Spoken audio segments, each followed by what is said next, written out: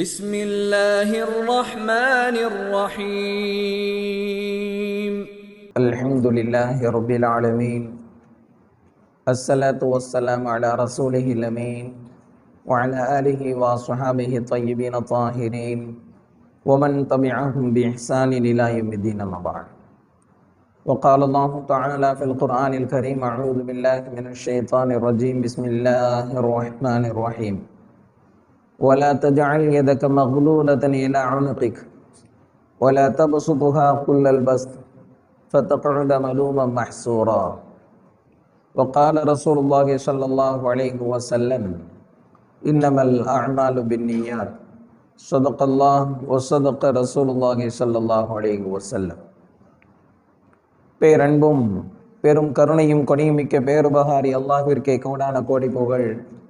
நபிகள் நாயகம் முஹம்மது ரசூலுல்லாஹ் ஸல்லல்லாஹு அலைஹி வஸல்லம் அவர்களின் மீதும், அவர்களை பின்பற்றி வாழ்ந்த சஹாபாக்கள், தாபிஈன்கள், தபஅ தாபிஈன்கள், உலமாக்கள், ஷுஹதாக்கள், சாலிஹீன்கள், இங்கு அமர்ந்திருக்கிற நம் அனைவரின் மீதும் அல்லாஹ்வின் அன்பும் அருளும் என்றென்றும் நிறைவாக உண்டாவதாக. அல்லாஹ்வின் கிருபையால் அவனுடைய பொருத்தத்தை நாடியவர்களாக அவனுடைய மாளிகையில் இஅ்திகாஃப் இணையத்தோடு அமர்ந்திருக்கிற மார்க்க நண்பர்களே, அல்லாஹு ஜல்ல ஷானுஹு தஆலா எந்த நல்ல விஷயங்களை தங்களுடைய வாழ்க்கையில் ஏற்று நடக்கும்படி கட்டளையிட்டுள்ளாரோ அந்த விஷயங்களை தங்களுடைய வாழ்க்கையில் ஏற்று நடக்கும்படியும், எந்த விஷயங்களை விட்டு விலகி இருக்கும்படி கட்டளையிட்டுள்ளானோ அந்த விஷயங்களை விட்டு விலகி இருக்கும்படியும் எனக்கும் உங்களுக்கும் தக்வாவை கொண்டு, இறை அச்சத்தை கொண்டு நசீஹத்து செய்தவனாக எனது உரையை ஆரம்பம் செய்கிறேன். அல்லாஹு ஜல்ல ஷானுஹு தஆலா மனிதனை சிறந்த படைப்பாக படைத்திருக்கிறான். திட்டமிட்டு செயல்படுவது என்பது மனிதனுக்கு இறைவன் வழங்கி இருக்கக்கூடிய அற்புத பண்புகளில் ஒன்று. இந்த உலகத்தில் வாழுகிற மனிதன் தன்னுடைய எல்லா காரியங்களையும் திட்டமிட்டு செயலாற்ற வேண்டும். அதில் குறிப்பாக தன்னுடைய பொருளாதாரம் சார்ந்த விஷயங்களில் திட்டமிடுவது என்பது மார்க்கத்தால் மிக அழுத்தமாக வழிகாட்டப்பட்டிருக்கிறது. மார்க்கத்தினுடைய வழிகாட்டுதலில் எப்படி பொருளை சேர்க்க வேண்டும், எப்படி பொருளை செலவழிக்க வேண்டும் என்கின்ற அறிவை, ஆற்றலை நாம் பெற வேண்டும். அந்த வகையில் அல்லாஹு ஜல்ல ஷானுஹு தஆலா சூரத்து பனி இஸ்ராயீலில் இவ்வளவு அழகாக சொல்லுகிறான்: வலா தஜஅல் யதக மக்லூலத்தன் இலா உனுகிக். உங்களுடைய கரங்களை உங்களுடைய பிறடிக்கு பின்னால் கட்டிக்கொள்ள வேண்டாம். வலா தபசுதுஹா குல்லல் பஸ்த். ஒரேடியாக உங்களுடைய கையை விரித்து விடவும் வேண்டாம். அவ்வாறு நீங்கள் செய்தால் மக்களால் பழித்து பேசப்படுவீர்கள், கை செய்தப்படுவீர்கள் என்பதாக சொல்லுகிறார். ஒரே வசனம்தான் பொருளாதாரத்தை எப்படி கையாள வேண்டும் என்கின்ற அற்புதமான தத்துவத்தை அல்லாஹு ஜல்ல ஷானுஹு தஆலா இந்த ஒற்றை வசனத்தில் சொல்லுகிறான். செய்ய வேண்டிய இடத்தில் செலவு செய்யாமல் உங்களுடைய கரங்களை பிறடிக்கு பின்னால் கட்டி கொள்ளாதீர்கள், கஞ்சத்தனம் காட்டாதீர்கள்.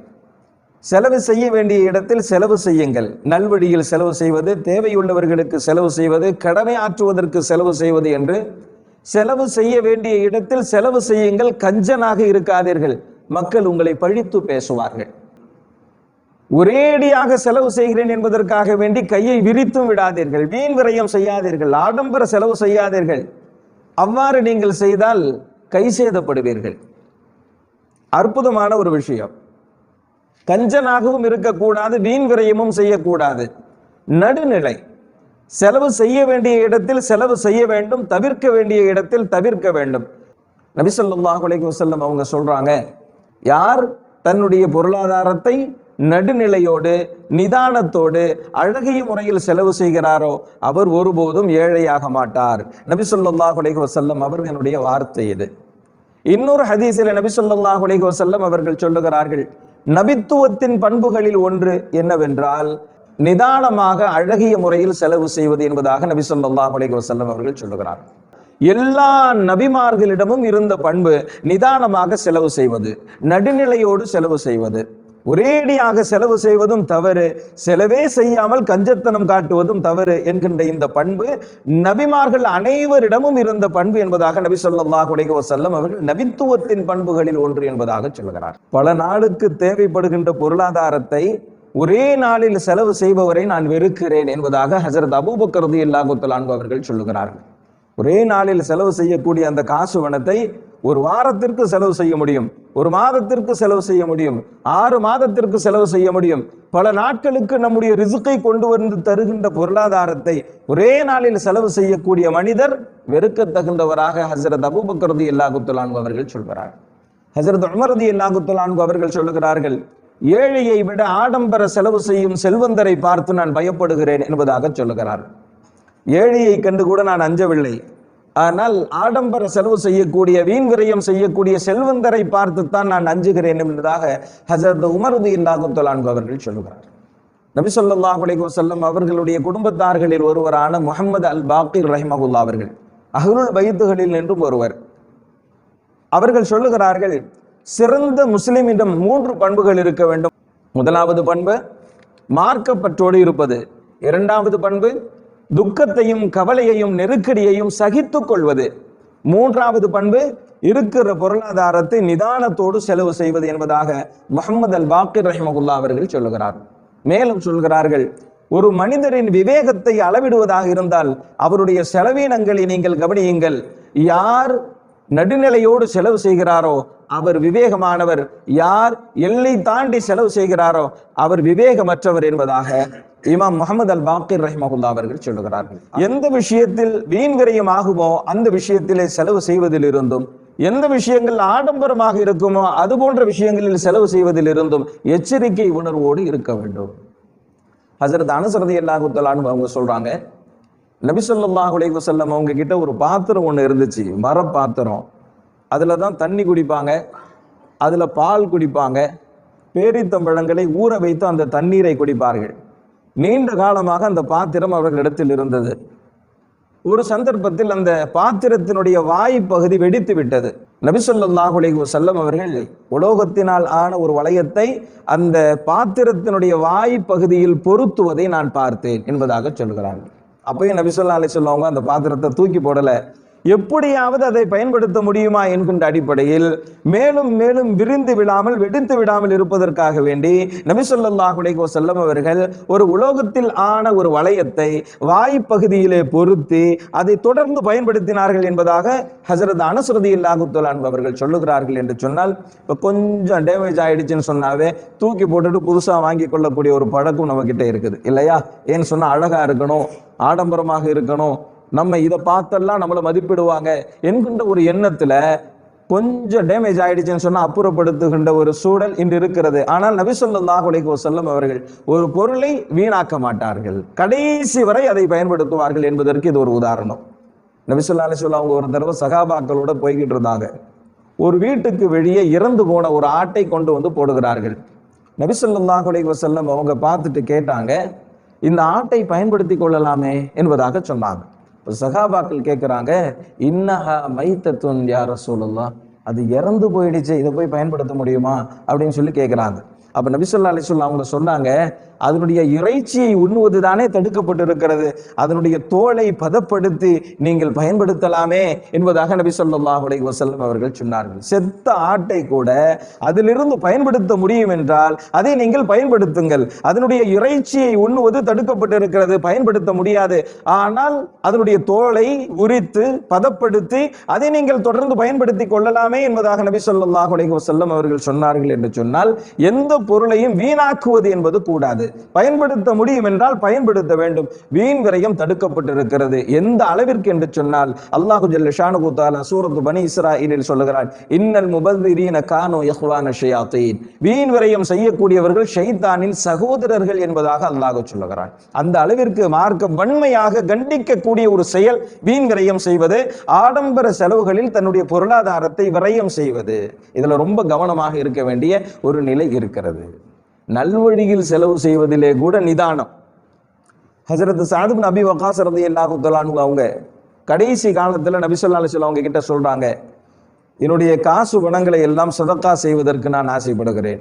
நான் இன்னுமே ரொம்ப நாள் வாழ போறது கிடையாது, கடைசி காலம், அதனால என்னுடைய காசு பணங்களை நல்வழியில் செலவு செய்து விடுகிறேன் என்பதாக நபி ஸல்லல்லாஹு அலைஹி வஸல்லம் அவங்க கிட்ட சொன்னப்ப நபி ஸல்லல்லாஹு அலைஹி வஸல்லம் அவர்கள் சொன்னார்கள், உங்களுடைய பிள்ளைகளை வெறும் கையோடு விட்டு செல்வதை விட அவர்களுக்கு கொஞ்சம் விட்டு செல்வது சிறந்தது என்பதாக நபி ஸல்லல்லாஹு அலைஹி வஸல்லம் அவர்கள் சொல்லி அவர்களுடைய சொத்தில் 1/3 பகுதியை மட்டும் செலவு செய்வதற்கு அனுமதித்தார்கள். மொத்தத்தையும் தருவதற்கு நபி ஸல்லல்லாஹு அலைஹி வஸல்லம் அவர்கள் அனுமதி தரவில்லை. நல்வழியில் செலவு செய்வதிலே கூட நிதானம் வேண்டும். ஒரு ஆர்வம் மேலிட்டால் நன்மையை பெற்றுக்கொள்ள வேண்டும் என்கின்ற ஆர்வத்தில் மொத்தத்தையும் செலவு செய்வதை கூட நபி ஸல்லல்லாஹு அலைஹி வஸல்லம் அவர்கள் வழிகாட்டவில்லை என்றால் நாம் யோசிக்க வேண்டும். ஹஜ்ரத் கஅப் இப்னு மாலிக் ரலியல்லாஹு தஆலா அன்ஹு அவங்களுடைய பேரை கேட்டோன்னே நம்மளுடைய சிந்தனைக்கு வர்றது என்னன்னு சொன்னா, பேரித்தம் தோட்டத்தினுடைய விளைச்சலுக்காக வேண்டி தபூக்கு போருக்கு போகாமல் இருந்தார்களே ஹஜ்ரத் கஅப் இப்னு மாலிக் ரலியல்லாஹு தஆலா அன்ஹு. பெரிய வரலாறு அவர்களுடைய வரலாறு. நபி ஸல்லல்லாஹு அலைஹி வஸல்லம் அவங்க அதற்கான காரணத்தை கேட்டார்கள், ஏன் போருக்கு வரவில்லை என்று. அவர்கள் சொன்னார்கள், என்னுடைய பேரித்தம் தோட்டத்தில் விளைச்சலுடைய நேரம், எனவே நான் அங்கு சென்று விட்டேன் என்பதாக சொன்னார்கள். எனவே நபி ஸல்லல்லாஹு அலைஹி வஸல்லம் அவர்கள் ஒரு சமூக பகிஷ்கரிப்பு செய்தார்கள். யாரோடும் பேசக்கூடாது, எந்த கொடுக்கல் வாங்கலிலும் ஈடுபடக்கூடாது என்று. ஹஜ்ரத் கஅப் இப்னு மாலிக் ரலியல்லாஹு தஆலா அன்ஹு அவர்கள் போருக்கு போகாமல் பேரித்தம் தோட்டத்தினுடைய விளைச்சலை இழப்பதற்கு மனமில்லாமல் அவர்கள் செய்த காரியத்திற்காக வேண்டி அல்லாஹ்விடத்தில் செய்த தௌபாவை அல்லாஹ் ஏற்றுக்கொண்டு அந்த சூராவிற்கு பெயரையே சூரத்து தௌபா என்று ஆக்கினான். இந்த செய்தியை நபி ஸல்லல்லாஹு அலைஹி வஸல்லம் அவர்கள் சொல்லி அனுப்பிய நேரத்தில் சந்தோஷ மிகுதியால் ஓடுகிறார்கள் நபி ஸல்லல்லாஹு அலைஹி வஸல்லம் அவர்களை சந்திப்பதற்கு. அப்போது அந்த சந்தோஷத்தில் நபி ஸல்லல்லாஹு அலைஹி வஸல்லம் அவங்க கிட்ட சொன்ன 1-2 வார்த்தைகள்ல ஒரு வார்த்தை இது என்ன அப்படின்னு சொன்னா, எந்த காசு பணத்தை தேடுவதற்காக வேண்டி நான் இந்த பாவத்தை செய்தேனோ அந்த சொத்து பத்துகள் அத்துணையையும் நான் சதக்கா செய்ய போகிறேன் என்பதாக சொன்னார்கள். இந்த காசு பணத்துக்காக வேண்டித்தானே நான் போருக்கு போகல, இந்த காசு பணம் எனக்கு வேண்டாம், என்னுடைய பாவம் மன்னிப்பு அல்லாஹ் ஏத்துக்கிட்டான், அல்ஹம்துலில்லாஹ், இந்த சொத்து பத்துகள் அத்தனையையும் நான் சதக்கா செய்ய போகிறேன் என்பதாக நபி ஸல்லல்லாஹு அலைஹி வஸல்லம் அவங்க கிட்ட ஹஜ்ரத் கஅப் இப்னு மாலிக் ரலியல்லாஹு தஆலா அன்ஹு அவங்க சொல்றாங்க. நபி ஸல்லல்லாஹு அலைஹி வஸல்லம் அவங்க சொன்னாங்க, வேண்டாம் வேண்டாம், ஏனென்று சொன்னால் உன்னுடைய சொத்துக்கள் அத்துணையையும் நீ சதக்கா செய்து விட்டால் உன்னுடைய முதுமையில் நீ சிரமப்படுவாய் என்பதாக சொன்னார். உன்னுடைய முதுமையில் நீ சிரமப்படுவாய், அப்போது காசு பணங்கள் இல்லாமல் நீ சிரமப்படுவாய்.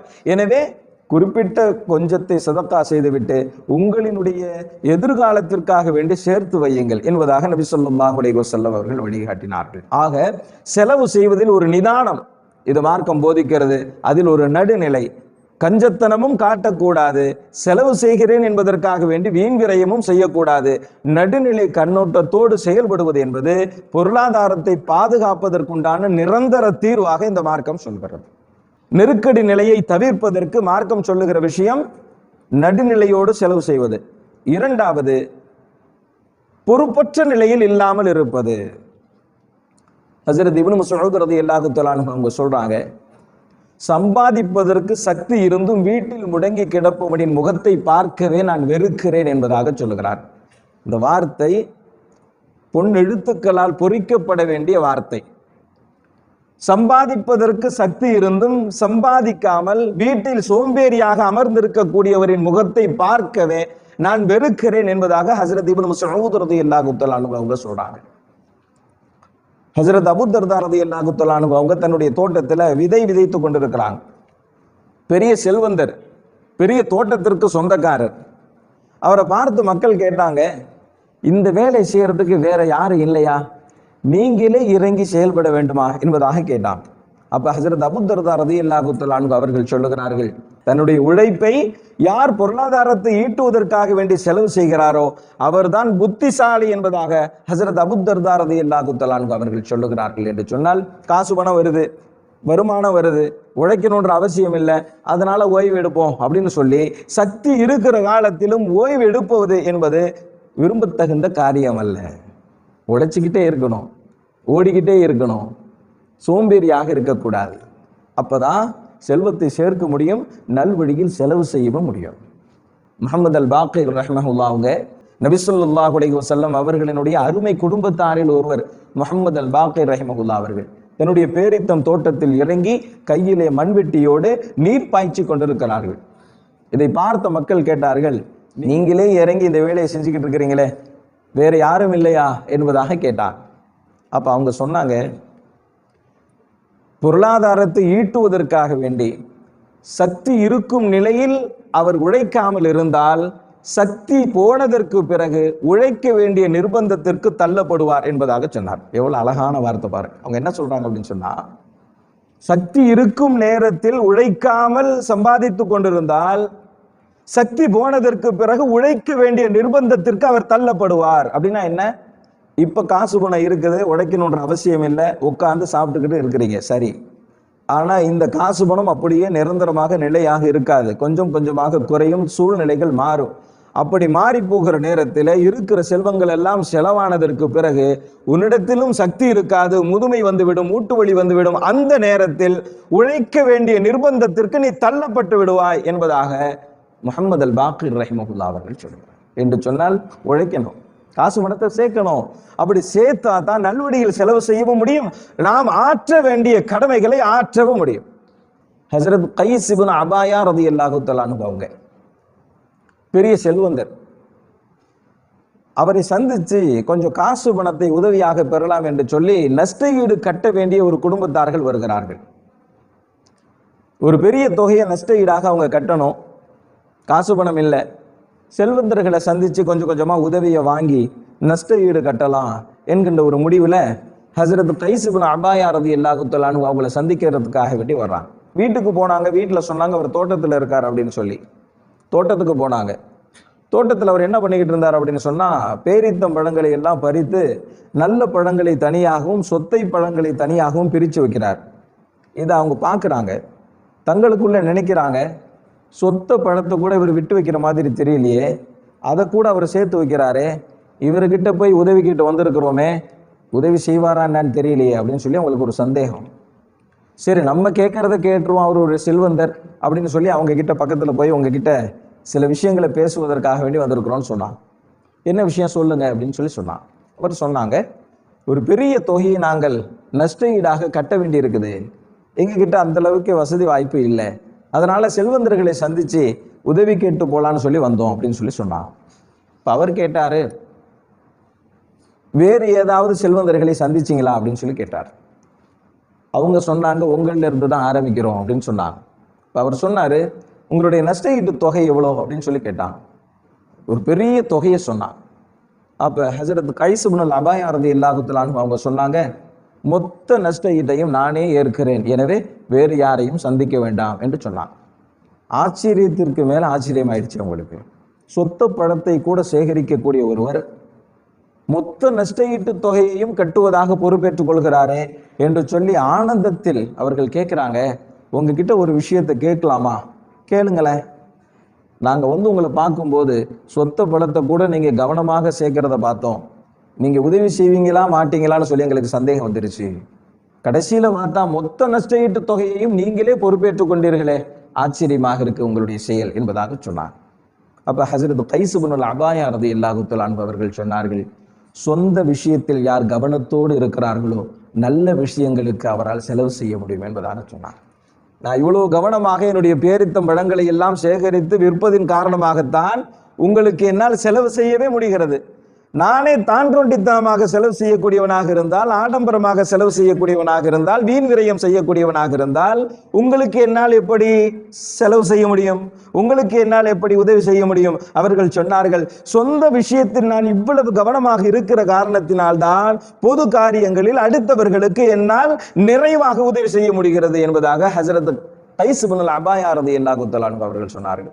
சுஃபியான் அஸ்-ஸௌரி ரஹிமஹுல்லாஹ் அவர்கள் ஒரு அற்புதமான ஒரு வார்த்தையை சொல்றாங்க. என்ன அப்படின்னு சொன்னா, எந்த ஒரு மனிதர் தன்னுடைய பொருளாதாரத்தை வீண் செலவுகள் செய்கிறாரோ, வீண் விரயம் செய்கிறாரோ, ஆடம்பரம் செய்கிறாரோ, அவருடைய பொருளாதாரத்தை அல்லாஹு ஜல்ல ஷானஹு தஆலா நல்வழிக்காக வேண்டி எடுத்துக்கொள்ள மாட்டான் என்பதாக சொன்னாங்க. இது ரொம்ப கவனமாக இருக்கணும். யாரு தன்னுடைய காசு பணங்களை வீண் வழியில் செலவு செய்கிறார்களோ, ஆடம்பரமாக செலவு செய்கிறார்களோ, அவருடைய பொருளாதாரத்தை அல்லாஹு ஜல்ல ஷானஹு தஆலா நல்வழிக்கு பயன்படுத்தி கொள்ள மாட்டான் என்பதாக ஹஜ்ரத் சுஃபியான் அஸ்-ஸௌரி ரஹிமஹுல்லாஹ் அவர்கள் சொல்லுகிறார்கள். ஆக இத்துணை பொன்மொழிகளும் வரலாறுகளும் நமக்கு எதை உணர்த்துகிறது என்று சொன்னால், ரெண்டு விஷயம்தான்.